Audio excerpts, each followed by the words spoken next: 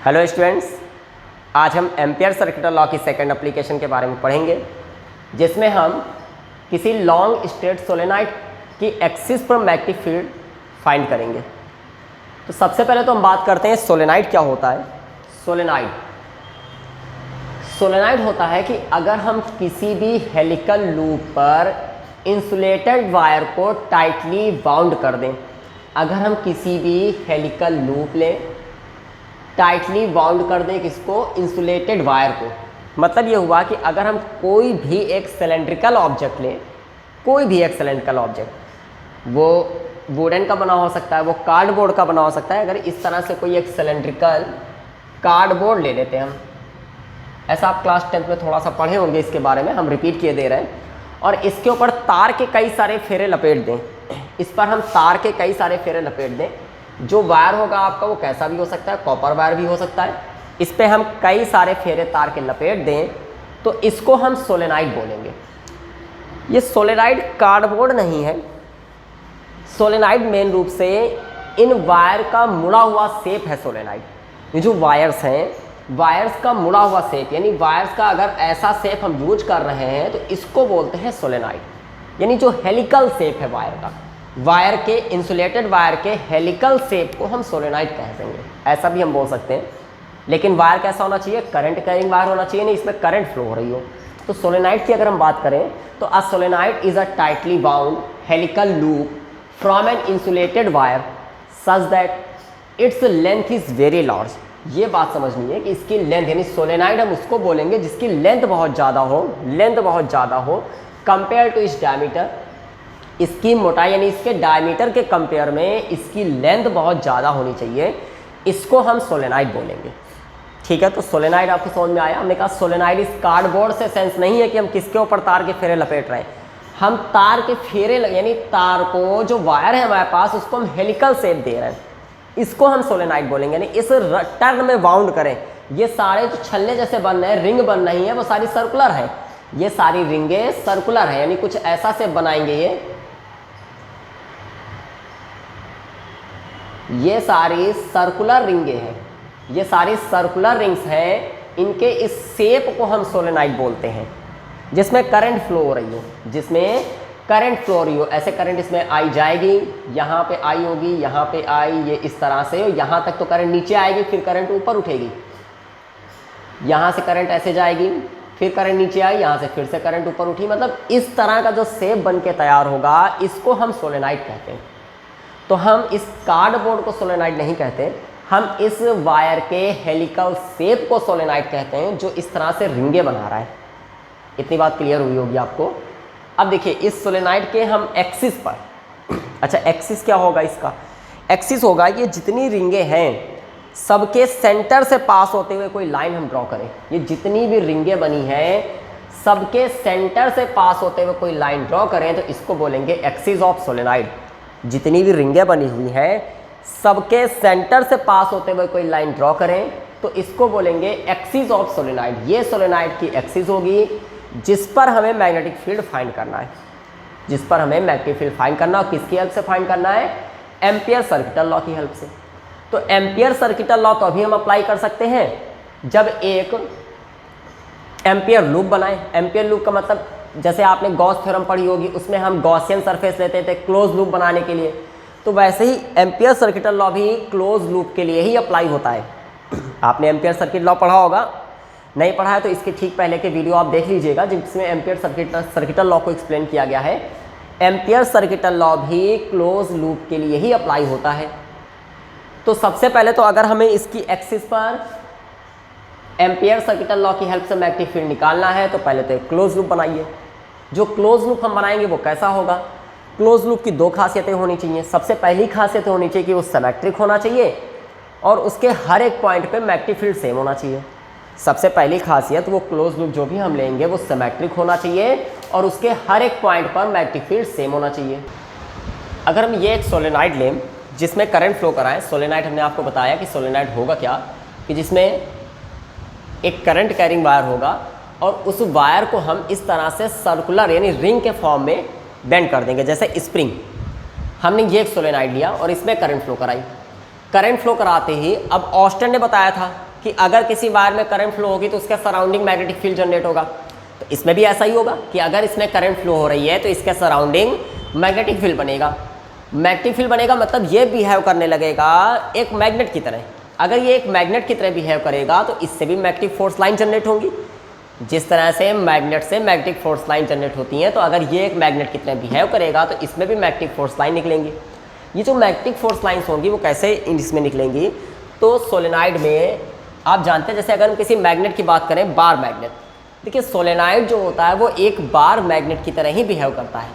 अगर हम एक बार मैग्नेट की बात करें तो बार मैग्नेट के बारे में आप जानते होंगे। अगर ये बार मैग्नेट लें जिसके दो पोल होते हैं N और S, ये दो पोल N और S, इसमें अगर मैग्नेटिक फोर्स लाइन्स की बात करें तो मैग्नेटिक फोर्स लाइन इसके नॉर्थ पोल से निकलकर साउथ में इंटर करती हैं। ये सिचुएशन होती है मैग्नेट के बाहर। लेकिन मैग्नेट के अंदर अगर हम बात करें तो यही लाइनें मैग्नेट के भीतर साउथ से नॉर्थ चलती हैं। यानी जो मैग्नेटिक फोर्स लाइन होती हैं वो क्लोज लूप बनाती हैं। मैग्नेट के बाहर तो वो नॉर्थ से साउथ चलती हैं, लेकिन मैग्नेट के भीतर साउथ से नॉर्थ चलती हैं।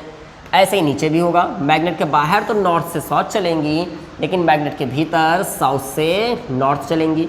ये मैग्नेटिक फोर्स लाइन की खासियत होती है। ये मैग्नेटिक फोर्स लाइन की खासियत होती है। और आपका जो सोलेनाइड होता है ये भी एक बार मैग्नेट की तरह ही बिहेव करता है। अगर ये बार मैग्नेट की तरह बिहेव करेगा तो इसमें भी मैग्नेटिक फोर्स लाइन्स निकलेंगी।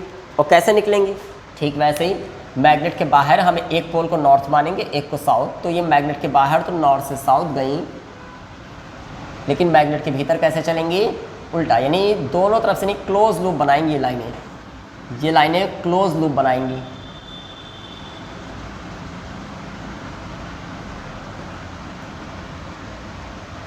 यहाँ से लाइनें, यहाँ से डायरेक्शन में फोर्स लाइन्स की इधर होगी। ये इस तरह से क्लोज लाइनें बनाएंगे। आप ऐसे बहुत सारी लाइनें दिखा सकते हैं।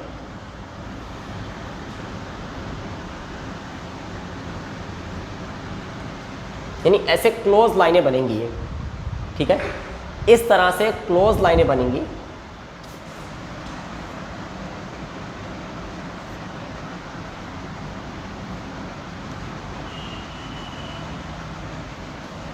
चलिए फिलहाल ये क्लोज लाइन है। यानी मैग्नेट, अगर हम सोलेनाइड की बात करें तो इसमें भी मैग्नेटिक फोर्स लाइन, इस तरह से इसमें मैग्नेटिक फोर्स लाइंस बनेंगी किसी सोलेनाइड में। सोलेनाइड की मैग्नेटिक फोर्स लाइन इस तरह से हमने दिखाया। ये सोलेनाइड के इस पोल से बाहर निकल रही, यहाँ पे इंटर कर रही हैं, और अंदर सोलेनाइड के भीतर यानी एक्सिस में यहाँ से ऐसे जा रही हैं। ऐसे ही इधर से बाहर निकली, यहाँ पे जाके ऐसे इंटर किए। तो इस तरह से सोलेनाइड की मैग्नेटिक फील्ड लाइन बनेगी। क्योंकि सोलेनाइड भी जो होता है हमने बताया एक बार मैग्नेट की तरह बिहेव करता है। और बार मैग्नेट में क्या होता है, मैग्नेटिक फोर्स लाइन एक एंड से पोल से निकलकर दूसरे पोल में इंटर करती हैं, एक पोल से निकलकर दूसरे पोल में इंटर करती हैं। ठीक, अब हमें इसकी एक्सिस पर, एक्सिस क्या होगी, एक्सिस तो ये होगी, ये जो बीच से जा रही है ये एक्सिस है। हमें एक्सिस पर मैग्नेटिक फील्ड फाइंड करना है। सोलेनाइड जो है वो इन्फिनाइट लेंथ की है। अब इन्फिनाइट लेंथ की है तो अब हमें सिर्फ एक्सिस पर मैग्नेटिक फील्ड चाहिए, तो बाकी सब हम इग्नोर किए दे रहे हैं। हम सिर्फ एक्सिस पे जो मैग्नेटिक फोर्स लाइन है, जो कि कैसी होती है, स्ट्रेट होती है। एक्सिस पर magnetic field line near about straight होती है, थोड़ा सा बेंट होती है, हल्का हल्का यहाँ पे बेंट होती है, बाकी नियर अबाउट स्ट्रेट होती है। तो हमें सिर्फ इतने फिगर की ज़रूरत है। तो अगर हम सिर्फ इतने ही फिगर को बनाएं, यानी जितना एक्सिस में बना है, हमें पूरे फिगर से नहीं मतलब है, जितनी फोर्स लाइन एक्सिस में रिप्रेजेंट हो रही हैं सिर्फ उतनी हमें चाहिए एक्सिस पर मैग्नेटिक फील्ड फाइंड करने के लिए। हमने ये फिगर लिया, हमने सिर्फ एक्सिस का फिगर चाहिए। तो एक्सिस पे जो लाइनें आ रही थी, देखिए ऐसे आ रही हैं, यानी अंदर इस सोलेनाइड के भीतर जो लाइनें आ रही वो ऐसे जा रही हैं, नीचे ऐसे आ रही हैं। तो बस वो लाइनें हमने यहाँ पे रिप्रेजेंट की। यहाँ पे 2 लाइनें दिखाएं, आप ऐसे 4 भी दिखा सकते हैं। तो वही हमने 4 लाइनें रिप्रेजेंट की। देखिए ऐसे ही जाके ये ऊपर लूप बनाएंगी और ये नीचे आके ऐसे नीचे लूप बनाएंगी, ये नीचे आके ऐसे नीचे लूप बनाएंगी। तो बस इतना फिगर हमने उठा के लिया इसको सॉल्व करने के लिए। ठीक है, हमें एक्सिस पे चाहिए तो पहले अंदर एक्सिस में आप एक छोटी सी लेंथ ले लीजिए। एक्सिस पे एक छोटी सी लेंथ ले लीजिए। हमने ये एक स्मॉल लेंथ ले ली एक्सिस पर, जिसकी लेंथ मान लेते हैं एक्स है, कोई ना कोई लेंथ इसकी होगी। हम मान लेते हैं इसकी लेंथ एक्स है, इसकी लेंथ एक्स है, ये छोटी सी लेंथ, इसको नेम दे दिए ए और बी। ये छोटी सी लेंथ ए बी है, इसकी वजह से कितना मैग्नेटिक फील्ड है ये हमको फाइंड करना है। तो अगर हमें एम्पियर सर्किटल लॉ यूज करना है तो पहले तो इस छोटी सी लेंथ ए बी को आप क्लोज करिए, किसी लूप से क्लोज करिए, क्लोज सर्किट, क्योंकि ampere circuital law close circuit में ही अप्लाई होता है। तो पहले तो इसको आप क्लोज सर्किट में बनाइए। क्लोज सर्किट हम कैसा ले सकते हैं, हमने क्या किया, यहाँ पे एक रेक्टेंगुलर क्लोज सर्किट लिया, एक रेक्टेंगुलर क्लोज सर्किट लिया,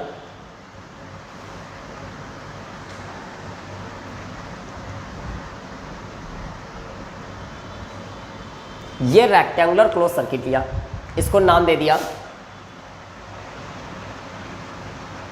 यहाँ पे ये पॉइंट ए, ये बी, ये सी, ये डी, ये रेक्टेंगुलर क्लोज सर्किट लिया। अच्छा, ये रेक्टेंगुलर क्लोज सर्किट ही क्यों लिया, देखिए उसके दो रीज़न है। पहला हमने बताया कि एम्पियर सर्किटल लॉ में जो क्लोज सर्किट हम लेंगे उसके अंदर दो प्रॉपर्टी होनी चाहिए। पहली प्रॉपर्टी ये होनी चाहिए कि वो सिमेट्रिक होना चाहिए। पहली प्रॉपर्टी सिमेट्रिक होना चाहिए। सिमेट्रिक का मतलब इसको कहीं से भी अगर हम डिवाइड करें तो दो पार्टों में डिवाइड होना चाहिए। दूसरी प्रॉपर्टी होनी चाहिए कि सब जगह मैग्नेटिक फील्ड सेम होना चाहिए, सब जगह मैग्नेटिक फील्ड सेम होना चाहिए।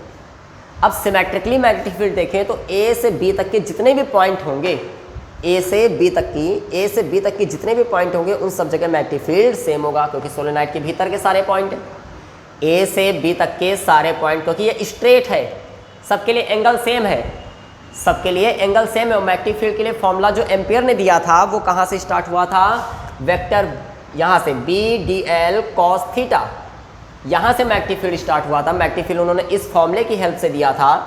तो डी एल तो छोटी सी लेंथ हो गई, बी मैग्नेटिक फील्ड है और थीटा एंगल है।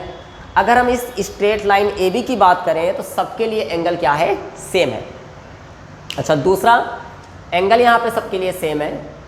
और दूसरी अगर हम यहाँ पे ए बी की बात करें, उसी तरह से सी डी की बात करें तो ये सोलेनोइड के बाहर और बहुत ज़्यादा दूर पॉइंट है। सोलेनोइड के बाहर बहुत ज़्यादा दूर पॉइंट है, बहुत ज़्यादा डिस्टेंस पे होने पर यहाँ पे मैग्नेटिक फील्ड जीरो होगा।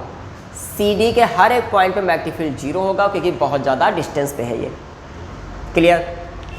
अच्छा, अब देखिए इसके लिए अगर हम सॉल्व करें तो हमें स्टार्ट वहीं से करना है, vector B dot vector D L से, यानी close integral of magnetic field B, close integral of magnetic field B along to length A B. तो अगर हम लेंथ ए बी के लिए लेंगे ना तो हमें तो पूरे लूप के लिए चाहिए, क्योंकि हमें यूज करना है ampere circuital law. Ampere circuital law में अगर हमें लेंथ ए, हमें तो चाहिए सिर्फ लेंथ ए बी के लिए मैग्नेटिक फील्ड, हमें सिर्फ लेंथ ए बी के लिए मैग्नेटिक फील्ड चाहिए, लेकिन एम्पियर सर्किटल लॉ हमेशा क्लोज लूप के लिए अप्लाई होता है। तो अगर हमें लेंथ ए बी के लिए भी मैग्नेटिक फील्ड निकालना होगा तब भी हम इस पूरे लूप के लिए निकालेंगे। पूरे लूप के लिए मतलब ए बी के लिए भी निकालेंगे, बी सी के लिए भी निकालेंगे, सी डी के लिए भी निकालेंगे, डी ए के लिए भी निकालेंगे और सबको ऐड कर देंगे। देखिए ये बिल्कुल गॉस थ्योरम जैसा है। आप थोड़ा सा उसको रिमाइंड करिए। गॉस थ्योरम में क्या होता था कि अगर हम किसी इस तरह से रेक्टेंगुलर शेप लें, अगर हम कोई रेक्टेंगुलर इस तरह से शेप लें और इसके भीतर कोई चार्ज रख दें, उसके भीतर अगर हम कोई चार्ज रख देते थे तो चार्ज से जो फोर्स लाइनें निकलती थीं वो हर तरफ जाती थीं। चार्ज से निकलने वाली फोर्स लाइंस हर तरफ निकलती थी। अगर हमें ये पता करना होता था कितना फ्लक्स निकल रहा है, क्या पता करना होता था, फ्लक्स। तो आप इस वाले सरफेस से कितनी लाइनें निकली उनको काउंट कर लीजिए, इस वाले सरफेस से कितनी लाइनें निकली उनको काउंट कर लीजिए, इस वाले सरफेस से कितनी लाइनें निकली उनको काउंट कर लीजिए, इस वाले सरफेस से कितनी लाइनें निकली उनको काउंट कर लीजिए। सबको हम काउंट कर लेंगे, वही हमारा टोटल फ्लक्स हो जाएगा। सेम वही प्रोसेस एम्पियर सर्किटल लॉ में भी फॉलो होता है। अच्छा, हम फ्लक्स की हेल्प से निकालते क्या थे, तो शायद आपने पढ़ा होगा फ्लक्स का फॉर्मूला होता था फाई इक्वल टू ई ए। और फ्लक्स होता क्या था, यानी अगर किसी क्लोज लूप के भीतर कोई चार्ज रखा हुआ है तो सारे सरफेसेस से कितनी लाइनें पास हो रही हैं वो आपको फाइंड करना है। सारे सरफेसेस से कितनी लाइनें पास हो रही हैं। तो एम्पियर सर्किटल लॉ में भी हम क्या निकालते हैं, अब यहाँ से फाई इक्वल टू ई ए के फॉर्मूले से आसानी से ए निकाल सकते थे हम। इसी तरह से एम्पियर सर्किटल लॉ में हम मैग्नेटिक फील्ड बी को डिटरमाइन करते हैं और इसमें भी लगभग वही फ्लक्स ही हम निकालते हैं, यानी कितनी फोर्स लाइनें पास हुई। कौन सी force line, magnetic force line. तो अब इसको स्टार्ट कहाँ से करेंगे, तो अप्लाइंग एम्पियर सर्किटल लॉ। अगर एम्पियर सर्किटल लॉ अप्लाई करेंगे, एम्पियर सर्किटल लॉ अगर हम rectangular path A B C D में अप्लाई करें तो यहाँ से हमारा फॉर्मूला बनेगा close integral of magnetic field B, linear integral of magnetic field B यानी B D L, vector B dot vector D L, linear integral, ये देखिए डी एल का मतलब है linear integral of magnetic field B. यहाँ पे ये symbol है क्लोज, क्लोज का मतलब पूरे लूप की बात कर रहे हैं। तो ये कितना होगा, देखिए अगर हमें इस पूरे लूप के लिए मैग्नेटिक फील्ड बी का इंटीग्रेशन कराना है, यानी पूरे लूप से कितना मैग्नेटिक फील्ड है, तो आप ए बी का निकालो, बी सी का निकालो, सी डी का निकालो, डी ए का निकालो, सबको ऐड कर दो। तो यानी इसको हम बोल सकते हैं integral of magnetic field B यानी vector B dot vector D L, कहाँ से कहाँ तक, ए से बी तक, कहाँ से कहाँ तक, ए से बी तक, प्लस इंटीग्रल ऑफ, अब देखिए यहाँ पे क्लोज साइन नहीं लगा रहे, क्यों क्लोज नहीं लगा रहे, क्योंकि यहाँ पे हम पूरे लूप पूरे रेक्टेंगुलर पाथ की बात कर रहे थे, इसलिए हम क्लोज लगाए। यहाँ पे हम सिर्फ ए से बी तक की बात कर रहे हैं, इसलिए यहाँ से सर्किल हट चुका है, यहाँ पे क्लोज नहीं यूज करेंगे हम, ठीक है। दूसरा आया मैग्नेटिक फील्ड बी यानी integral of magnetic field B vector B dot vector D L, कहाँ से कहाँ तक, अब बी से ए से बी हम निकाल चुके हैं, अब बी से सी तक निकालेंगे, बी से सी तक, plus integration of vector B dot vector D L, vector B dot vector D L. अब ये कहाँ से कहाँ तक कर रहे हैं हम ए से बी कर चुके, हम बी से सी कर चुके, अब हम सी से डी, सी से D, plus integration of vector B dot vector D L, ये कहाँ से कहाँ तक होगा, डी से ए तक, डी से ए। देखिए अब फिर से कंडीशन समझिए, अगर हम इस पूरे रेक्टेंगुलर पाथ के लिए मैग्नेटिक फील्ड निकालें, यानी close integral of magnetic field निकालें, तो आप रेक्टेंगुलर पाथ किससे किससे मिलकर बना हुआ है, चार साइडों से, A B, B C, C D, D A. अगर चारों का निकाल के चारों को ऐड कर दो तो पूरे लूप के लिए आ जाएगा। अच्छा, ऐसा आप फॉर्मूला पढ़े क्लास 11 में कि vector A dot vector B जो होता है, vector A dot vector B वो होता है ए बी कॉस थीटा। तो अगर हम इसकी हेल्प से यहाँ पे सॉल्व करें तो यहाँ से आ जाएगा integration of vector B dot vector D L equal to B D L cos theta, B D L यहाँ पे कॉस थीटा 1 लिख देंगे, कहाँ से कहाँ तक, ए से बी तक, प्लस अब देखिए अब पहली सिचुएशन में ए से बी के लिए हमने कॉस थीटा 1 लिख दिया, बी से सी के लिए कॉस थीटा 2, क्योंकि सबके लिए तो थीटा अलग अलग है, सबके लिए थीटा अलग अलग है, तो यहाँ पे कॉस थीटा 1 प्लस ये B to C B D L cos theta 2 plus, देखिए यहाँ पे आगे नहीं इधर हम लिखे दे रहे हैं, ध्यान से देखिएगा, plus B to C to D B D L cos theta 3 plus D to A B D L cos theta 4। हमने सबके लिए एंगल लिख दिए।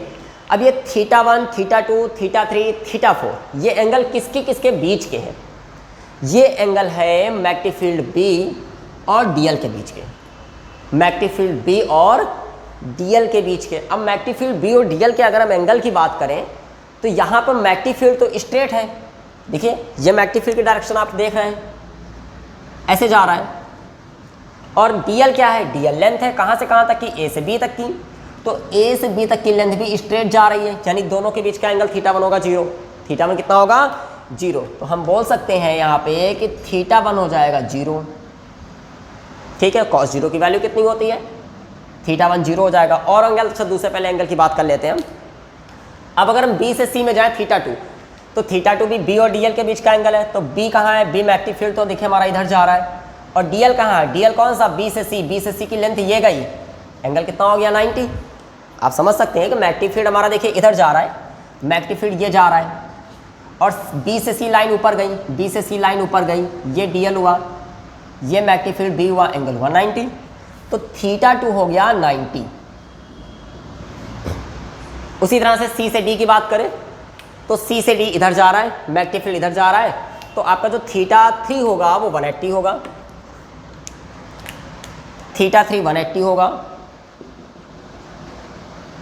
अब थीटा 4 की बात करें तो डी से ए ये आ रहा है, मैग्नेटिक फील्ड तो इधर ही जा रहा है, तो ये भी आप 90, अब 270 की बात कर लीजिए, कुछ भी ले लीजिए, देखिए कुल मिला के परपेंडिकुलर ए भी है, तो ये भी हम 90 लिख दे रहे हैं, वैसे तो 270 है और आंसर वही आएगा। अगर हम इनके कॉस की वैल्यू की बात करें तो कॉस थीटा 1 की वैल्यू, सॉरी कॉस 0 की वैल्यू 1 होती है, कॉस 90 की वैल्यू 0 होती है, कॉस 180 की वैल्यू -1 होती है, और यहाँ पे फिलहाल 90 लिखे दे रहे हैं, और कॉस 90 के लिए तो आप जानते हैं 0 होती है। अब अगर हम ये सारी वैल्यूज़ पुट करें, अगर ये सारी वैल्यूज़ पुट करें तो फिर कंडीशन क्या बनेगी, यहाँ से समझिएगा। ये सारी वैल्यू यहाँ पे अगर हम पुट करें तो कंडीशन कुछ ये बनेगी, यहाँ से आया BDL integration of vector B dot vector DL is equal to, देखिए θ1 0 है, cos 0 की वैल्यू 1 होती है, तो ये तो 1 हो गया और हमारा बच गया BDL। कहाँ से कहाँ तक, A से B BDL, ठीक है। B to C BDL cos θ2, θ2 90, cos 90 की वैल्यू 0 होती है, ये पोर्शन तुम्हारा पूरा 0 हो गया, ये पोर्शन 0 हो गया। अब हम अगर C से D की बात करें तो C से D हमारा कितना है 180, C से D कितना है 180, तो cos 180 की वैल्यू देखिए θ3, C से D θ3 और θ3 180, इसकी वैल्यू -1 होती है, तो यहाँ पे आ जाएगा -1, यानी माइनस में आ जाएगा C थ्रू D BDL और प्लस ये फिर से 0। इतना क्लियर, यानी ये तो 0 हो गए, 2 बचे। अब उस हिसाब से देखा जाए तो ये भी कैंसिल होकर 0 होने चाहिए, लेकिन जो CD है वो बहुत ज़्यादा दूर है। कहाँ से बहुत ज़्यादा दूर है, सोलेनाइड की एक्सिस से, यानी कुल मिला के सोलेनाइड से बाहर का पॉइंट है, वो भी दूर का पॉइंट है। तो ऐसी सिचुएशन में C से D पर मैग्नेटिक फील्ड B 0 होगा। यहाँ पे लिखेंगे because since CD is very far,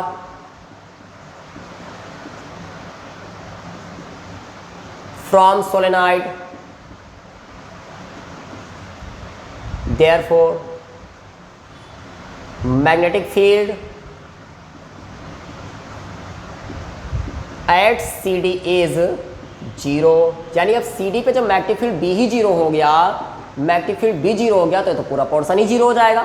तो ऐसी कंडीशन में हमारे पास बचा क्या, integration of vector B dot vector DL equal to A to B BDL, ये बच गया।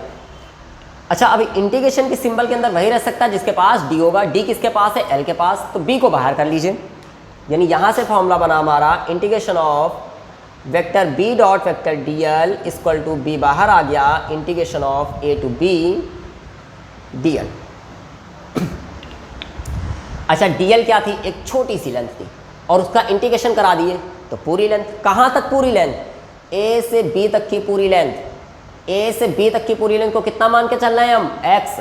तो ऐसी सिचुएशन में हमारे पास फॉर्मूला बना integration vector B dot vector DL equal to B A से DL, ये आ जाएगा x।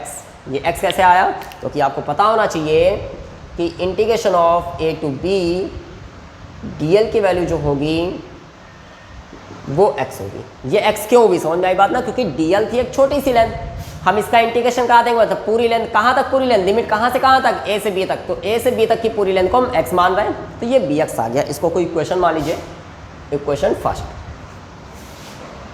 इतना आपको समझ में आ गया होगा। अब हम क्या करेंगे, अब जो फॉर्मूला हम पढ़े एम्पियर सर्किट लॉ का उसका हम यूज करेंगे। देखिए अब इधर का पोर्शन जो हो रफ कर रहे हैं हम, ये पोर्शन रफ कर रहे हैं, ध्यान से समझ लीजिएगा इसको।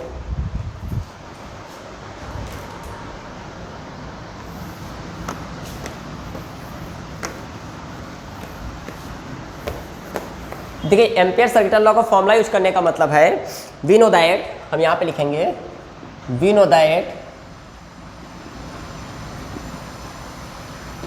Integration of vector B dot vector DL जो होता है वो कितना होता है, म्यू नॉट आई होता है, ऐसा पढ़ चुके हैं, म्यू नॉट आई। कहाँ से पढ़े, according two ampere circuit law, according two ampere circuit law ऐसा पढ़ चुके हैं। ये वैल्यू इक्वेशन फर्स्ट में रखिए, from equation first, equation first में वैल्यू पुट करेंगे अगर हम, तो हमें क्या मिलेगा, हमें मिलेगा bx equal to mu naught I, तो b इक्वल टू आ गया mu naught I upon x, ये आ गया b मैग्नेटिक फील्ड। सोलेनाइड की एक्सिस पर मैग्नेटिक फील्ड आ गया b equal to mu naught I upon x। ये I क्या है, टोटल करंट है, I क्या है, सोलेनाइड की टोटल करंट। अब सोलेनाइड की टोटल करंट का सेंस क्या हुआ, अब सोलेनाइड में तो बहुत सारे फेरे होंगे, अब जरूरी थोड़ी ना कि सोलेनाइड को बनाने के लिए हमने तार का एक ही फेरा केवल लपेटा है, हो सकता हो तार के बहुत सारे फेरे लपेटे हो, हर फेरे में कुछ ना कुछ करंट होगी, तो सारे फेरों की जो टोटल करंट होगी वो है कैपिटल आई। ठीक है, यहां पर ऐसा मान लेते हैं बेटा कि सोलेनाइड की पर यूनिट लेंथ में जो नंबर ऑफ टर्न है वो स्मॉल एन है। Let the number of turns in per unit length in solenoid equal to small N. Total length हम कितनी मान रहे हैं सोलेनाइड की, टोटल लेंथ तो हम x मान रहे हैं, तो टोटल लेंथ x, तो टोटल नंबर ऑफ टर्न कितने हो जाएंगे nx। हमने माना कि एक टर्न में यानी एक फेरे में जो करंट फ्लो हो रही है वो स्मॉल आई है, तो टोटल करंट, टोटल का मतलब कैपिटल आई कितनी हो जाएगी nx i। ये वैल्यू यहाँ पे पुट करिए, इसको इक्वेशन सेकंड मान लीजिए। अगर हम इक्वेशन सेकंड में वैल्यू पुट करें फ्रॉम इक्वेशन